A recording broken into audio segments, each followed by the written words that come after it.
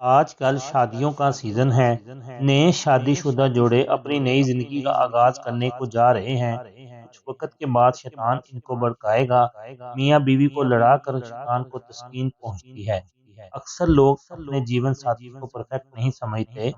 شادی شدہ جوڑوں سے گزارش ہے، اگر آپ ایسا سوچتے ہیں تو ہرگز ایسا مت سوچیں کہ ہماری بے جوڑ شادی ہوئی ہے، کیونکہ میرا جیون ساتھی مجھ سے بالکل مختلف ہے، بلکہ میری الٹ ہے، یعنی میرے جیسا نہیں۔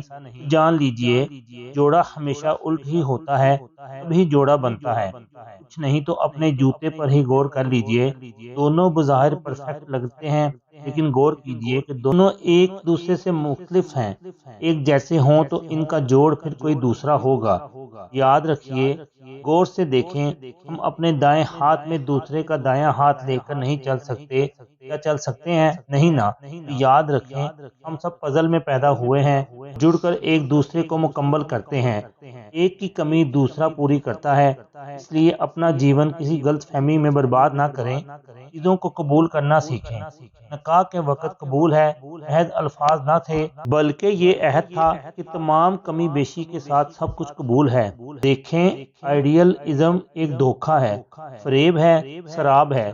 زندگی رومانوی ناولوں، ڈائجسٹوں کے فرضی قصے، کہانیوں، ڈراموں اور فلموں سے یکسر مختلف ہوتی ہے۔ ایک دوسرے کو جیسا ہے جہاں ہے کی بنیاد پر قبول کیجئے۔ یہی قبولیت، یہی ایکسپیکٹیشن زندگی میں سکون لاتی ہے۔